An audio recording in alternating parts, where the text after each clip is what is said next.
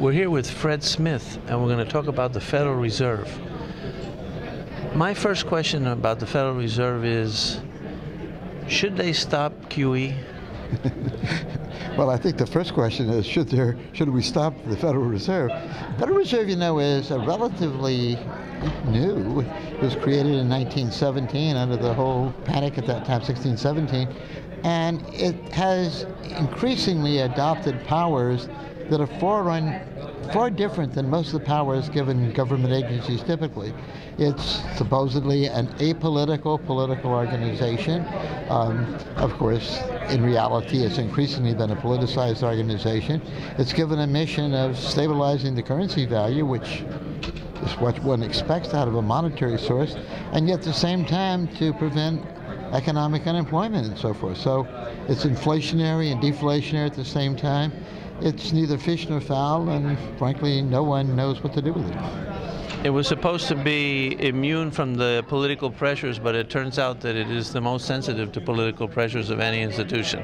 There's a wonderful story that when Arthur Burns was the head of the Federal Reserve, he was once questioned, Mr. Burns, you know, you're a very strong person, and you've always argued the independence of the Fed, and yet every time the administration or Congress leaned on you to do something, you always capitulated. Could you explain that? Well, of course, you fool. How else could I have maintained the independence of the Fed? Yeah, well. Let's get back to QE. When they do QE, does that increase the money supply? Well, as you know, money supply is a complicated thing to calculate, and money supply is not the relevant variable. It's money times velocity, and velocity is a difficult thing to calculate. We know that when a variable of the economy is important as the unit of transfer, the unit of value, is added to, subtracted from, manipulated, knowing the sign of that distortion is hard, but the risk premium that one pays for that is very, very high. And other things being equal, yeah. If they do QE, you're increasing the money supply. Is that correct? Yes, and that of course is, but remember, you're increasing the money supply to whom? And this is what the Austrians often make the point, that when one does these kind of inflationary surges, the people, the regional banks initially, and then their best customers, seemingly find themselves richer than they would otherwise be, and they make life plans on that. They invest more heavily, right. They buy more heavily, and so on. And then inflation. But not inflation, yes, but inflation of expectation, which is translated into goods and assets and lifestyles that then become very difficult to change. So we, in a sense, these ways. It's like Milton Friedman used to say, they distort the signals of the market because the people that are receiving this new money don't know that it's really not coming from a new demand for the product and services. Right. Is coming because there's just extra money in the system. Exactly. They're not demand-tested expansion plans. They're monetary illusion, but the plants become real. And so we end up with overcapacity, undercapacity, and eventually the collapse of the economy, the business cycle that the Austrians talk about all the time. Oh, Hayek too talked about this too. Okay, so, but other things being equal, when you do QE, you do increase the money supply, right? Yes. Okay, so here's my question. Why is counterfeiting illegal? Well, that's a big jump. You're saying it's, what's that line? I think you're maybe getting at the point that is raised. Well, let's just go with that line of questioning. Tell the viewers why counterfeiting is illegal. How is the counterfeiter harming the rest of the citizens? Well, there's a great line on that effect. I'll give that as a line in. The individual who said, "Don't rob, the government hates competition." You know, the individual who distorts the money supply individually, of course, is a counterfeiter. The one who does it collectively, it's okay.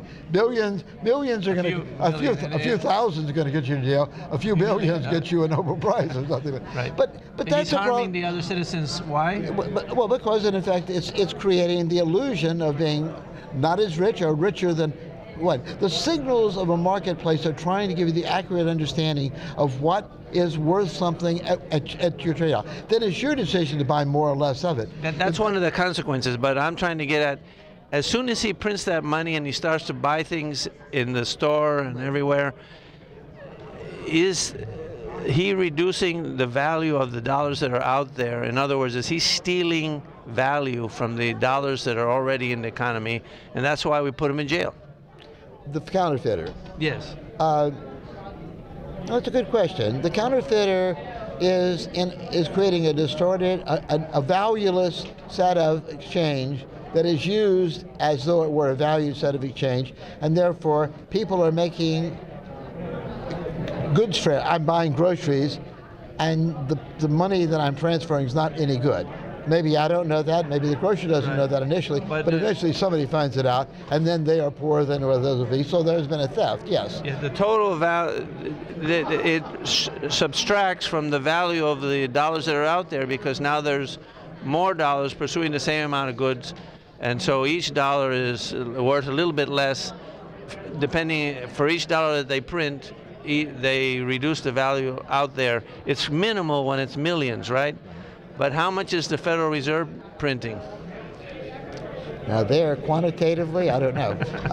But that is, of course, the danger. But I think in a way you're missing the way. I don't think it's the quantitative, the fact that people are making transfers, what they think at 100%, and they're at 80% or whatever they are. I think that's less serious than the fact that we are distorting the whole investment consumption patterns of society, and since the market is a mechanism to reconcile and to create the degree of stability that a dynamic society has, we run the risk of destroying the whole trust of the market system, the whole ability of the market system to guide us into a better future. We destroy our future in an attempt to help ourselves. They're distorting the signals in the market, and that has a lot of deleterious effects on the economy. But it is true that the Federal Reserve is, by printing, doing QE to the tune of $3 or $4 trillion, is increasing the money supply and therefore subtracting value from those dollars that are out there. Yeah, but it's not the way I would put it.